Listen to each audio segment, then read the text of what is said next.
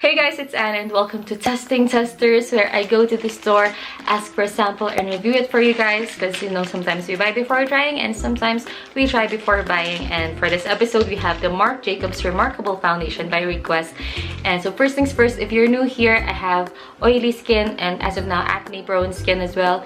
And the way I review foundations is I don't put primer, concealer and setting spray, so we can see how the foundation works on its own. So this is the Marc Jacobs Remarkable Full Cover Foundation Concentrate. It retails for $55 and it has 22 shades. It claims that it's full coverage with natural finish. It's for normal, combination and oily skin types, and it could last up to 24 hours. It doesn't have parabens, sulfates and phthalates. It's cruelty free and it is inspired by Marc Jacobs' love for radiant finish. So here I got the shade 54 or Honey Medium, and this was the color IQ to me by the girl in Sephora, and I was shocked because when I checked on the website, Honey Medium 54 has a pink undertone. So I don't know why she gave me this because I don't have a pink undertone clearly, but I don't know. Whenever you come to Sephora and ask for a sample, they give you this tiny container.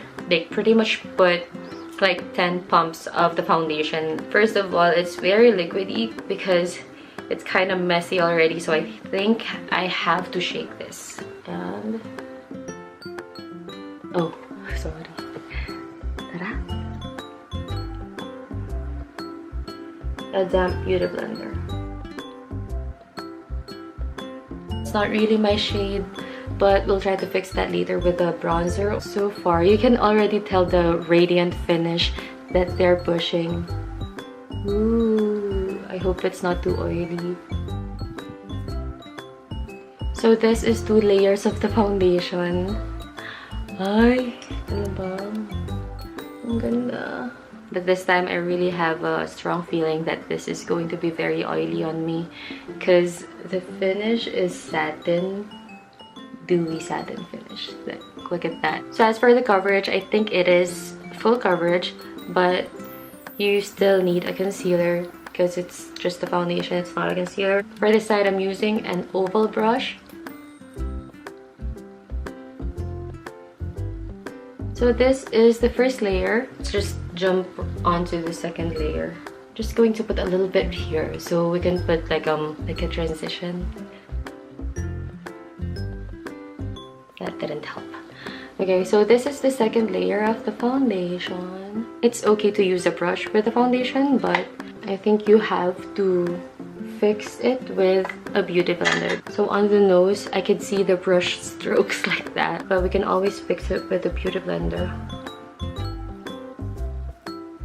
As for the finish, guys, it's very nice. Like a dewy, radiant finish. Napush talaga nila. I have a question for you guys. Do you think I should start putting concealer and primer and setting spray? Or should I just stick to my usual?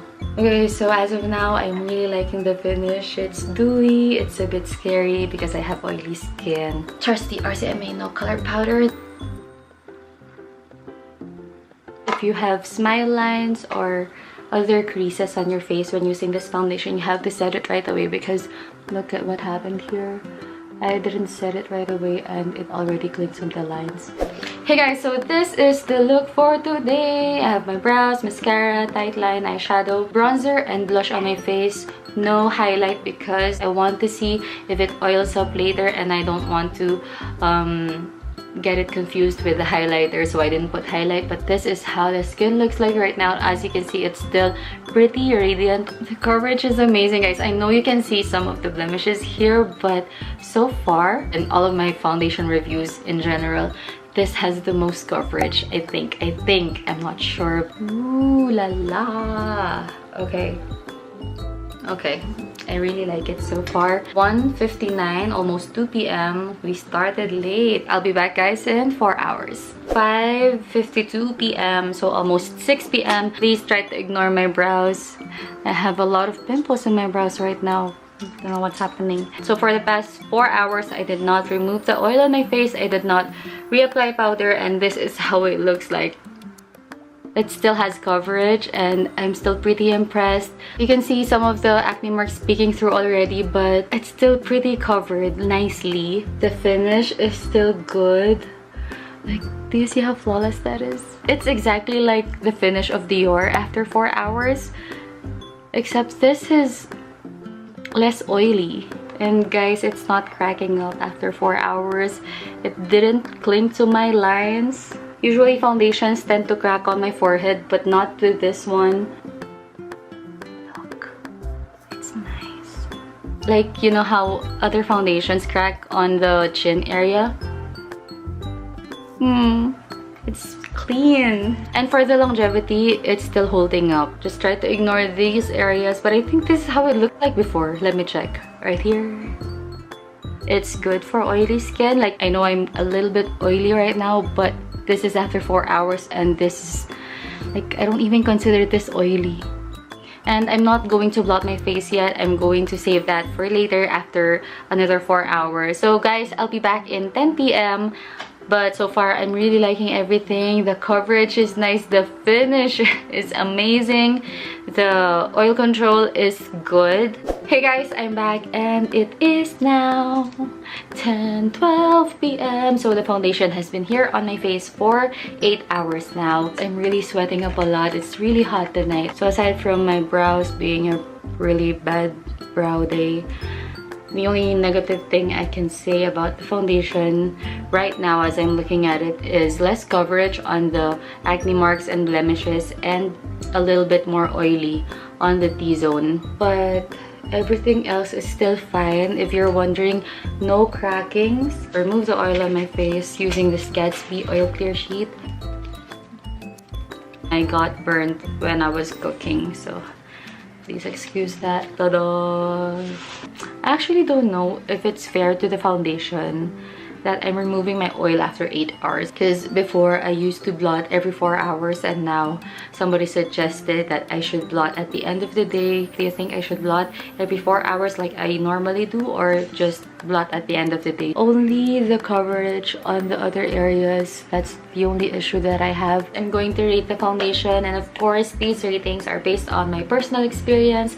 We all have our different preferences. Finish of the foundation, 5 out of 5, because you guys know the finish was really good. It's super nice on the pores and it didn't crack the whole day. Like the whole day it didn't get blotchy, didn't get patchy.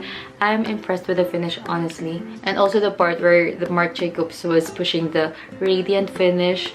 It's been 8 hours and it's still radiant, so I would give it a perfect 5. For the coverage, I would give it a 4 out of 5. For the first 4 hours, it's still good. Actually, it's still good right now as I'm looking at it. I could still see the coverage of the foundation right here. Of course, you can now see some of the blemishes, but compared to what it originally looked like, it's so good. And you guys know how bad the original state of my face is, especially on this area. I think a 4 out of 5 for the coverage is a fair score. And as for the longevity of the foundation, it is long-lasting. I am looking at this foundation as a foundation and not as a concealer, but let's try to cover the problem areas. It still looks pretty good.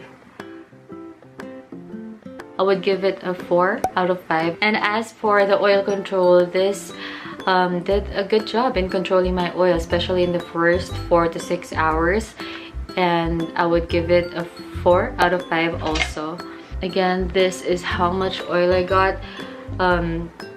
I didn't need to use another oil blotting sheet, so I think that's good. It does really control my oil. My personal rating for this foundation, like overall performance rating, is 4.5 out of 5. I'm really impressed. That's it for today's testing testers, guys. Of course, you be the judge. And if you found this video helpful, I hope you give it a like, comment, subscribe, and share this to your loved ones. And I hope you click on the bell button to be notified whenever I have a new video.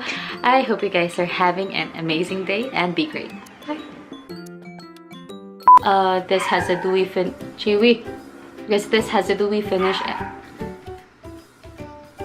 You can see some of the acne marks peeking through. Stop licking me, Jury. Grabe, wait lang.